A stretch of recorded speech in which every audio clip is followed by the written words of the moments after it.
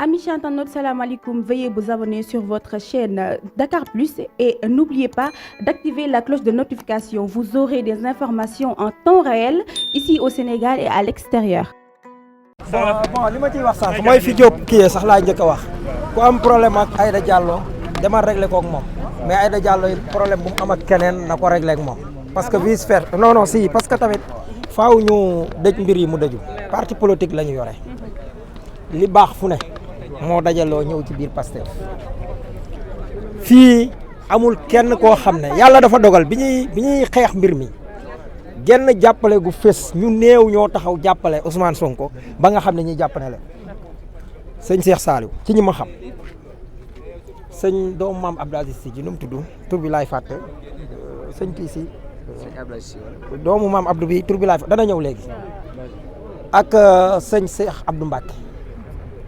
kudul ñii sëñ Assane Mbacke kudul ñii bi mu mettee en tout cas ci li fës bu ñëpp dee wax lii ñu constaté ko moom nag soxna Aïda yàqaluñu woon waaye defaruñu woon waay. mais fi mu ko waxee. waaw non moom laay wax fi mu ko waxee moom jamono bii dañ koo defal li ñuy defal bépp sénégalais loolu moo taxoon ku nekk di xeex pour Sénégal lii xew fi Kayre ngi nii ci biir Azura nga fi woon bu fekkoon ne maanaam nit moo la neex rek wala nangam ak nangam lañ doon def wax nga ko muy lii nga xam ne Adama Fall nee na wax na ko wala nangam. muy bu nga nekkoon APR ñii dañ laa seetaan wala boo nekkoon APR duñ la kii loolu mooy jubal jubanti que muy athée bi protestant bi chrétien bi musulman bi murid bi tijaan bi yéen ñun ñëpp ñoo bokk nekk ci réew mi kenn ku nekk la ngay def muy affaire culte defee ko noonu te bañ koo diineele parce que loolu du yoon maanaam di dëbbu linjaa parce que mbirum diine ak yu demee noonu di ci leble di ci fay bor sacerdoce la war a nekk politique it kenn ku nekk daf ko war a def mais bul politique mbir mu nekk ngay sote ci occasion boobu gis nga comportement bi nekk ci Ousmane Sonko su ko ñëpp yoree que ça soit muy politiciens yi muy sëriñ si jàmm danaan ñooy parce que kenn ku nekk la nga woon nit ñi ca nga leen di fekk si bu tànn jotee wét sénégalais yi dem tànn lépp parce que tamit ñu ngi ci benn terrain bu glissant waaw parce que nit taxaw ne patriote laa rek bis ni ki tey parce que luñ ko defal loolu moom lañ defal ñëpp dañ ko doon xañ bu dee kenn tamit liy dëgg it ku mel ne Aly Ngouille Ndiaye gis nañu da koo défendre bec et ongle parce que man nag li may wax man yàlla dafa dogal ceddo laa bu fi ñëw nekk nii di jullit di murit su ma doon judduwaat 40 000 fois ceddo laay doon murit laay doon jullit laay doon dëgg maanaam bëtu tan jéggi na meddum melentaan su ma ciy wax du question gëm-gëm man kum neex taawal fii parce que réew mi ñu ma ko seqal waa réew mi laa ko seqal maanaam kii parce que kii juif la dama koy contre parce que juif la sama yoon ci moom parce que yonent bi dëkkaale woon na ak ñoom ak ñeneen ñuy doxal jusqu'à ñu koy attaqué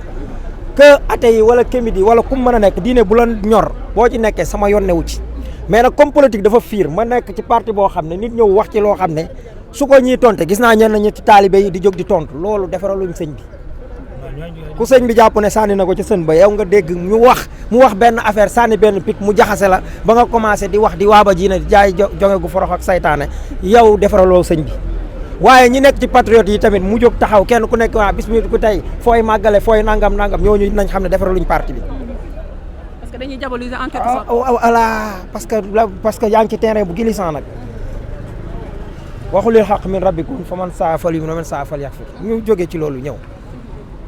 li xew bu dee ci Kayre dama koy masaw di ko jaajëfal di bég ci justice lii mooy li xew fépp boo xoolee sax le fait que ñu bàyyi Adama Fall wala ñu bàyyi ku mel ni Ahmed Ndoye looloo gën a tax loxo war a gën a daw gémmiñ kenn koo xam ne ab sàcc nga bañ xam ne ab sàcc nga man dama préféré di bañ di waxantu parce que damay bëgg rek mbir yi di leer bañ xam ne sàcc nga sàcc mooy lan mooy soustraire ci mbir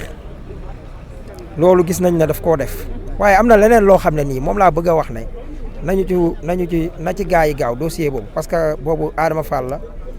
contre l'état du Sénégal wala contribuable sénégalais mooy dossier boo xam ne dañ ko lebaloon xaalis ca DER ca FONSIC 10 millions mook doomam kan la Adama Fall yow kay teyel rek 10 millions mook doomam Stéphane Gomis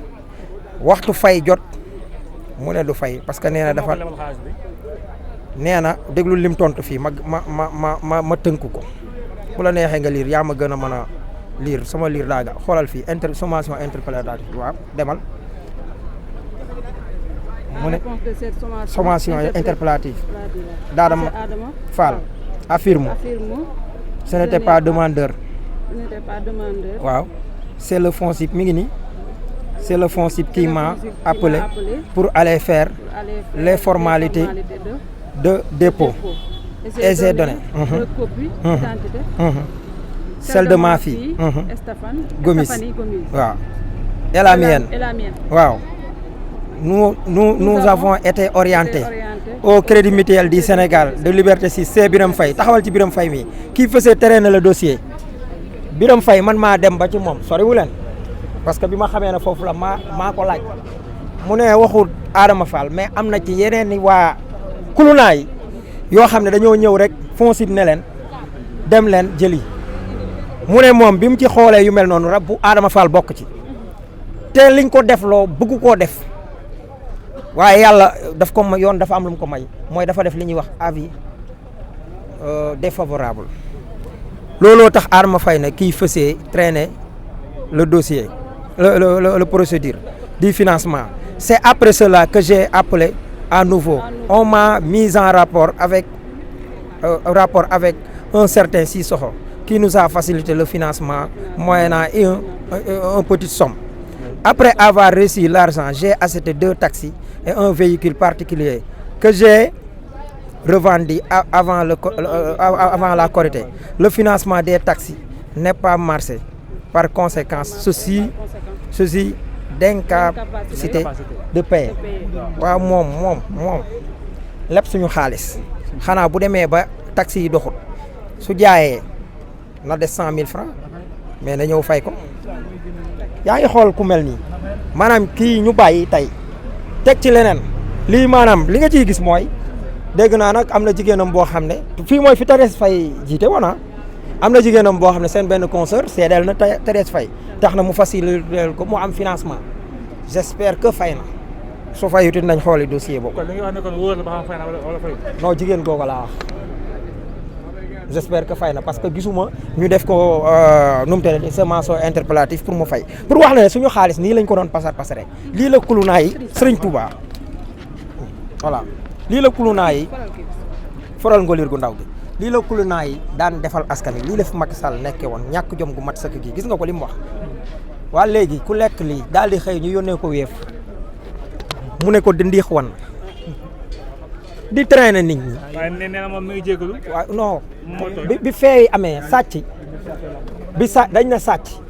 xam nga tey bu doon daa yore nit ki bañ koo fay bu demee kenn du ko condamné dañ naan ko fayal xaalis jàmbur bi boo sàccee dafa am loo tooñ askan wi nekkatul ne ki nga sàcc nga tooñ mais askan wi nga tooñ looloo tax ñu punir ko sévèrement de 1 an de prison à 5 ans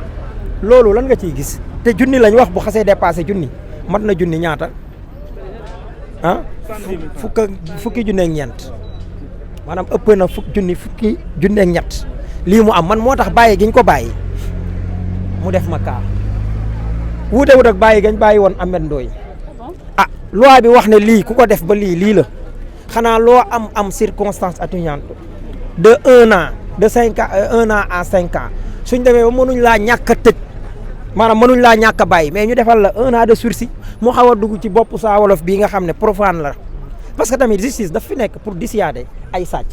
ki def lii ma la limal nii ba pare defaat lii ki yëpp sàcc la te dossier bi mi ngi ñëw xam nga bii sax bu doon bii la ñu ne daa bañ a fay parce que nee na ñun du ñu fay parce que nee na mi ngi ci waa léegi taxi yi mu jaay anamu Ahmed Ndoye buñ ci defee cas man sama rak moo njëkk a doon victime régime bi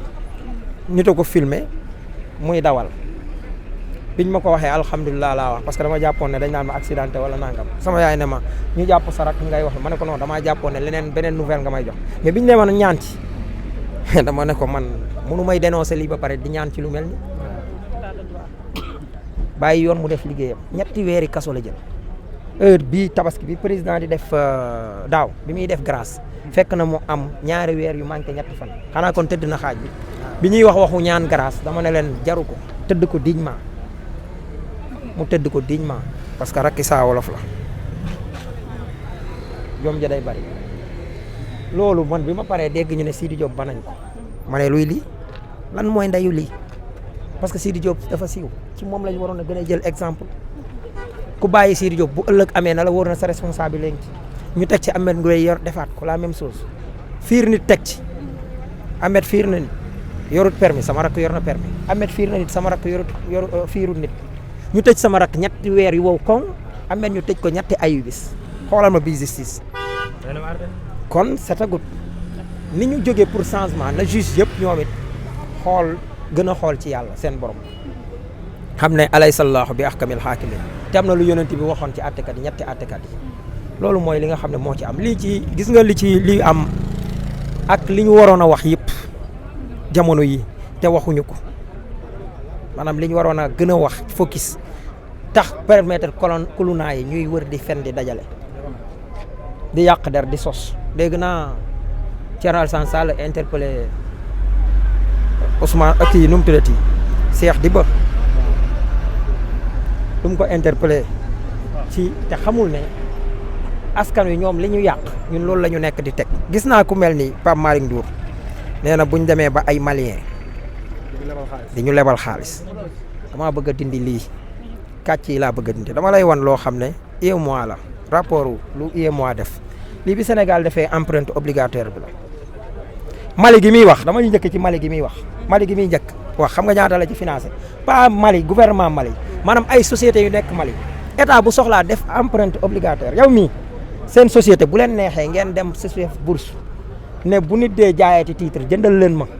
loolu état soxla dañ koy def ay titre di ko jaay ñu ne la titre bi kat loo ci jënd suñu demee ba fii ak ñetti at da nga am 6,7 pour cent wala 7 pour cent wala 10 pour cent bu fekkee ne intéressé na la nga jëndulu nga ne jëndal ma parce que am na ñoo xam ne am nañ seen xaalis dañuy investir mais lii tamit lu rentable loo xam ne amul risque daanaka surtout bu dee état bu am crédit comme Sénégal loolu nga ciy njëkk a wax ndax ñaari état képp ñoo ko fiy def daanaka nit ñi wóolu leen muy homme d'affaires fu nekk homme d'affaires yi nekk Côte d'Ivoire wala yu nekk fii ak yooyu dama lay jox exemple Mali gi ñuy wax mi ngi nii boo gisee Mali moom moo am couleur bu vert bi mooy lii Mali moo am 0,45 matut 1 pour cent léegi Sénégal mi ko lancé société yi nekk Sénégal lu ñu def 56,92 Côte d'Ivoire gi ñu ciy waxaat Pape Malick Ndour xam na li mu wax mais Bougane conculé jël mbir mi rek ne buñ demee ba Mali état Mali di ñu liggéey di ñu lebal wala nangam comme moom dof la dafay usurper amul sax daluk sago pour xam ne Pape Malick day manipuler pour mu bañ koo manipuler waale mais affaire am la léegi ñu ñëw ci Côte d'Ivoire gi nga xam ne moom la ñuy wax. Amis internautes, salam alaikum. Veuillez vous abonner sur votre chaîne Dakar Plus et n'oubliez pas d'activer la cloche de notification. Vous aurez des informations en temps réel ici au Sénégal et à l'extérieur.